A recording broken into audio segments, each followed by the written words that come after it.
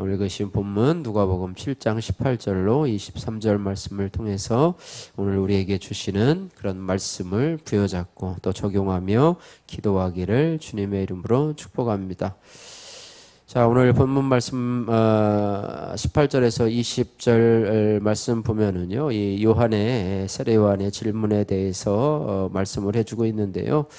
현재 세례 요한은 분봉왕 헤롯의 죄를 지적한 죄로 인해서 감옥에 갇혀 있는 상태입니다. 그래서 이 세례 요한은 두 제자를 보내서 예수님께 오실 그이가 당신이 오니까라고 질문을 하는 내용이 오늘 본문의 내용입니다. 18절에서 20절 같이 한번 읽겠습니다. 요한의 제자들이 이 모든 일을 그에게 알리니 요한이 그 제자 중 둘을 불러 주께 보내어 이르되 오실 그이가 당신이 오니까 우리가 다른 일을 기다리오리까 하라 하매 그들이 예수께 나아가 이르되 세례 요한이 우리를 보내어 당신께 여쭈어보라고 하기를 오실 그이가 당신이 오니까 우리가 다른 일을 기다리오리까 하더라 하니 아멘. 예, 요한의 질문을 이렇게 보면은요 참 의심이 많은 돈마와 같은 그런 질문이라고 생각이 됩니다.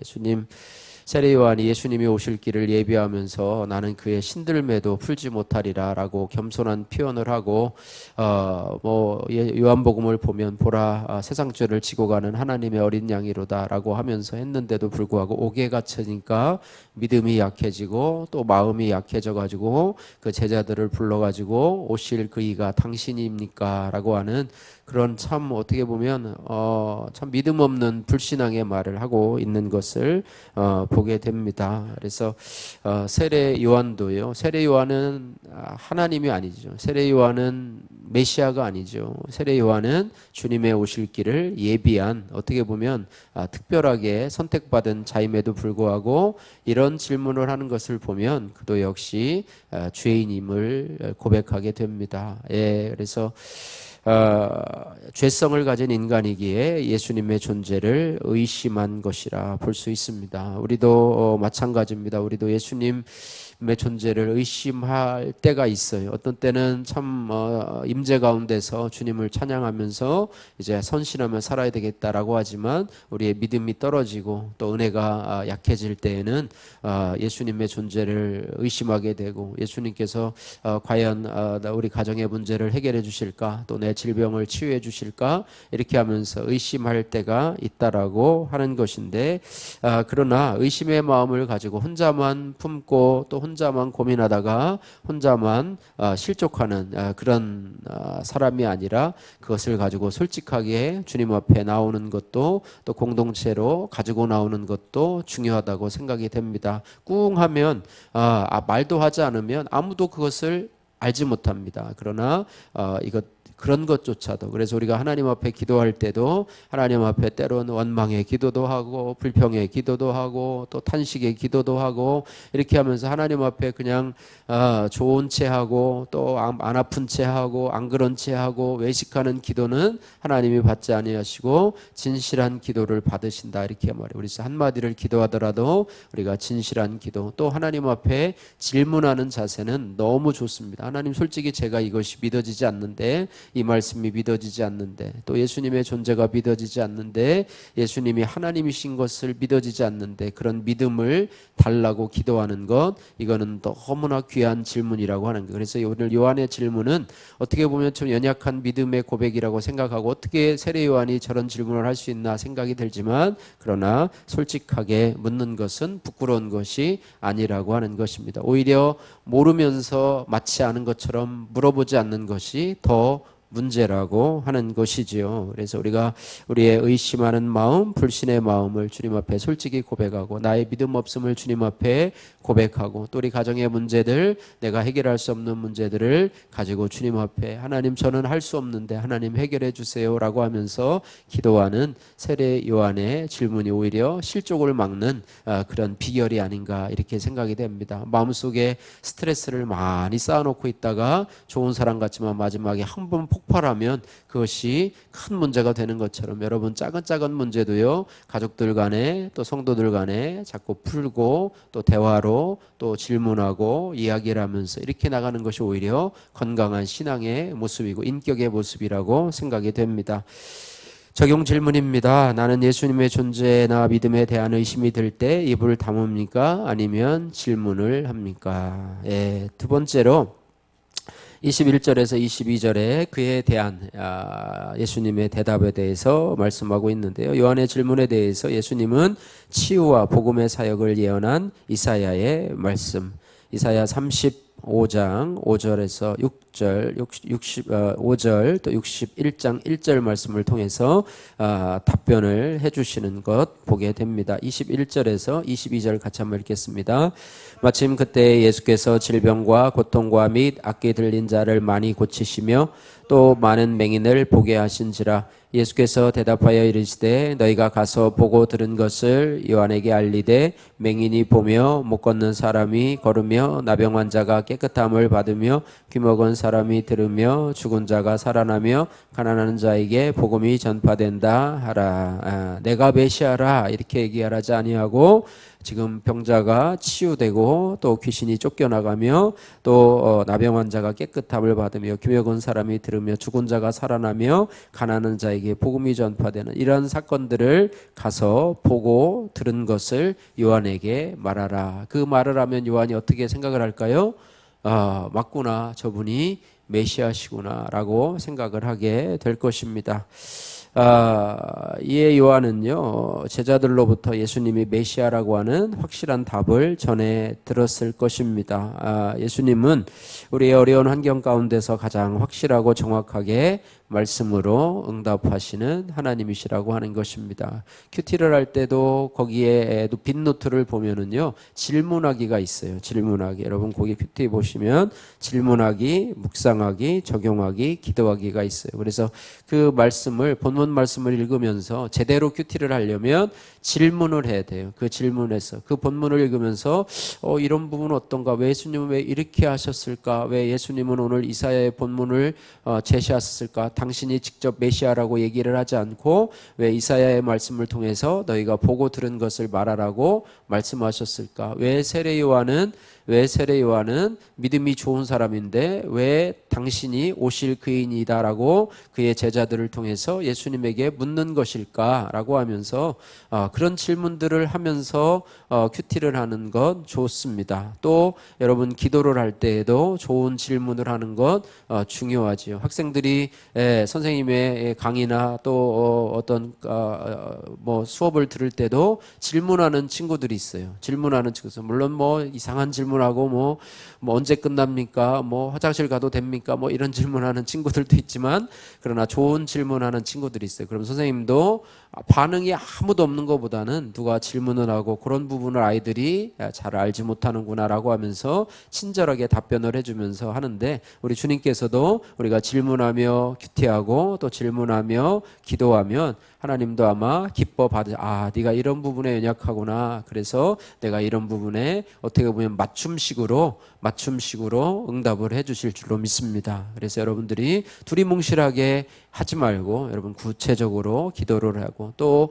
여러분이 기도할 때도 여러분의 아픔들을 구체적으로 친구들에게 얘기하는 것보다도 못하게 주님 앞에 나와야 할 때가 너무나 많이 있지 않습니까? 그런 것처럼 주님은 우리를 친구로 여기시는데 우리는 주님을 친구로 여기지 아니하시고 주님 앞에 기도할 때도 입술을 꾹 닫고 입을 꾹 닫고 비밀을 얘기한 것처럼 하나님은 이미 다 아시는데 우리는 마치 모르는 것처럼 이렇게 비밀을 감추는 것처럼 마음을 닫지는 않고 있는지 이런 부분들을 생각하면서 예수님의 질문에 응답받는 그런 신앙생활이 우리의 질문에 응답받는 예수님으로부터 응답받는 신앙생활이 우리의 신앙의 실족을 막는 그런 부분이라고 하는 사실을 기억해야 할 것입니다. 적용 질문입니다. 오늘 말씀을 묵상하며 내가 들어야 할 주님의 음성은 무엇입니까? 그 음성을 듣고 적용해야 할 것은 무엇입니까? 매일매일 큐티를 통해서 주님은 우리의 삶의 상황 속에서 적합한 대답을 해주신다는 것을 기억하면서 여러분 큐티할 때 오늘 나에게 주시는 주님의 음성은 무엇인가 귀를 기울여 듣고 그 음성을 여러분 따라가면 그 안에 치유와 회복의 은혜가 일어나게 될 줄로 믿습니다. 자, 마지막으로 23절 말씀에 이제 예수님께서 한마디 말씀하시죠. 23절 같이 읽습니다. 누구든지 나로 말미암아 실족하지 아니하는 자는 복이 있도다 하시니라. 복이 있다는 말을 주님께서는 여러 번 하시는데 오늘은 특별히 실족하지 아니하는 자는 복이 있도다 말해요. 실족이라고 하는 것은 발을 헛디디는 것이죠. 발이 다른 장애물에 걸려서 넘어지는 것이지요. 실족하는 것, 신앙생활하다가 여러 가지 장애물에 걸려서 성도들과의 문제로, 돈의 문제로, 여러 가지 문제로 인해서 신앙생활이 다른 장애물에 걸려서 어떻게 보면 발을 헛디뎌서 신앙생활을 중단하는 것, 믿음 생활을 포기하는 것, 이것을 실족한다 이렇게 이야기를 하는데요. 예수님을 믿고 예수님을 아는 것, 또 그분을 믿고 따르는 삶이 일치하지 않으면 작은 고난에도 실족하게 된다. 고난이 축복이라고 얘기를 하는데요. 실족하는 사람들에게는 고난이 오히려 장애물이 된다라고 하는 거예요. 그것도 작은 장애물, 그죠?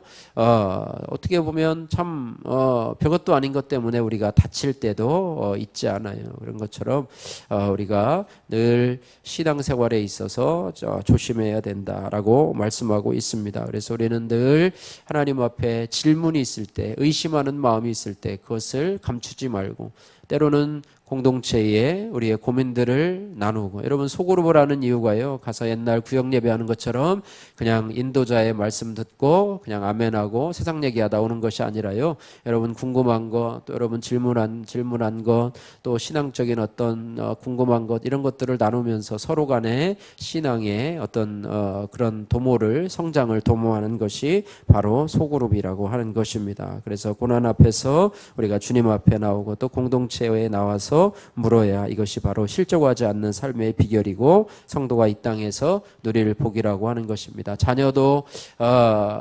자녀가요, 건강한 자녀는 부모에게 어떤 어려운 고민이 있을 때 혼자 꿍꿍거리지 않고 엄마나 아빠한테 와가지고 나 솔직히 이런 어려운 문제가 있는데 어떻게 하면 좋아 라고 하면서 얘기를 하면 부모님은 그것을 최대한 이렇게 해결해 주려고 노력을 하잖아요. 근데 그 문제가 터질 때까지도 끝까지 얘기를 하지 않고 나는 엄마가 아빠가 이 문제를 얘기하면 혼날까봐 또 이 문제를 해결하지 못할까봐 숨겼어 라고 하면서 일이 더 커지게 하는, 그럼 부모님은 늘 얘기하잖아요. 진작 얘기하지. 그 별것도 아닌 문제 갖고 네가 이렇게 고민했냐, 이렇게 큰 문제 만들기 전에 나가지, 이렇게 하는 것, 이것이 건강한 자녀이듯이 하나님 앞에 건강한 자녀도 마찬가지로 작은 문제가 있을 때마다 나가고, 고민이 있을 때마다 나가고, 의심이 있을 때마다 나가고, 또 공동체에 묻고 나 홀로 신앙생활하는 것이 아니라 주님과 더불어서 또 공동체와 더불어서 또 목회자와 더불어서 함께 고민을 나누고 기도하면서 나가는 것이 우리가 실족하지 않고 끝까지 신앙의 경주를 하는 그런 비밀이라고 하는 사실을 여러분 기억해야 할 것입니다. 고통 속의 아멘이라고 하는 이기인님의 큐티인 간증입니다. 저는 시어머님의 전도로 세례를 받고 결혼했습니다. 하지만 믿음보다는 착하고 성실한 성품으로 신앙생활을 했습니다. 그러다가 시부모님의 인도로 큐티하는 공동체에 속하면서 말씀이 제게 주시는 하나님의 음성으로 들렸습니다. 남편의 외도, 딸의 우울과 ADHD, 왕따 사건을 겪으면서 예수님의 십자가가 보이고 나의 구원을 위해 가족이 수고한다는 것을 깨닫게 되었습니다. 그러나 불교를 믿는 친정을 전도하는 일은 쉽지 않았습니다. 부모님은 신앙을 강요하는 건 예의 없는 거야 라고 하시면서 완강하게 복음을 거부하셨습니다. 그러던 중 아버지가 말기암 판정을 받으셨는데요. 저는 술과 친구로 한량처럼 사시던 아버지를 향한 원망과 구원에 대한 애통함이 뒤섞여 마음이 요동했습니다. 그러자 하나님은 그날 큐티 말씀으로 아버지를 출애굽시킬 것이라고 약속의 말씀을 주셨습니다. 저는 이 말씀을 붙들고 제 간증이 실린 교회 주보를 병원에 계신 아버지께 드렸습니다. 제 간증을 보신 아버지는 눈물을 흘리시며 병이 나오면 교회에 나오겠다 하셨습니다.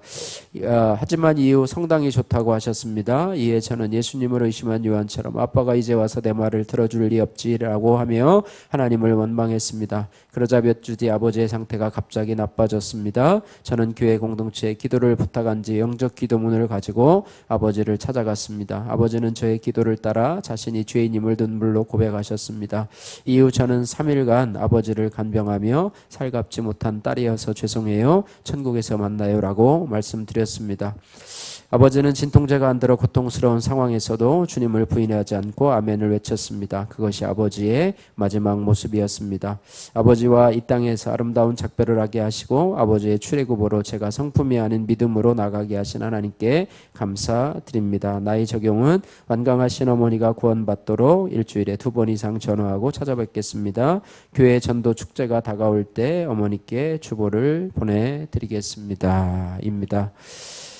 우리가 실족하는 것, 이것은 사람의 인생에서 가장 안타까운 일입니다. 예수 그리스도를 나의 주 나의 하나님으로 믿는 것처럼 하지만 아는 것과 행하는 것이 일치하지 못해서 결국엔 작은 고난으로 실족하는 사람들의 모습인데요. 주님은 오늘 본문 말씀을 통해서 실족하지 아니하는 사람은 복이 있다 이렇게 말씀하고 있습니다.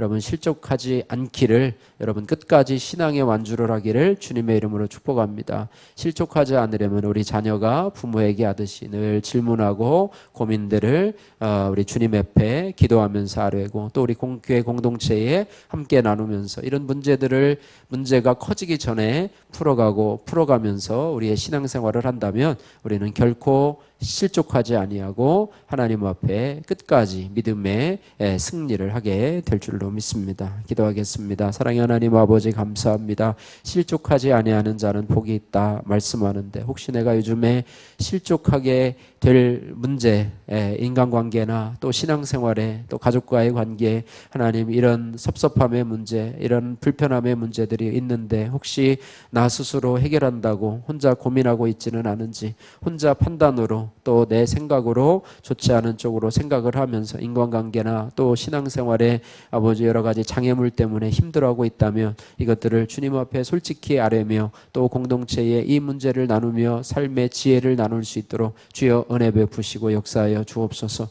주님 앞에 어리석은 질문 같지만 묻는 것을 주님은 책망하지 아니하시고 오히려 자신의 사역을 보여주시면서 너희가 보고 들은 것을 말하라 하면서 자신이 오실 그이임을 분명하게 응답하시는 주님이 바로 저와 여러분의 주인인 줄로 믿습니다. 하나님 우리도 그 주님을 만나며 날마다 체험하며 오늘도 주님이 주시는 음성을 들으며 나갈 수 있는 저희들 될 수 있도록 은혜 베풀어 주옵소서. 예수님 걸어가신 이름으로 기도드립니다. 아멘.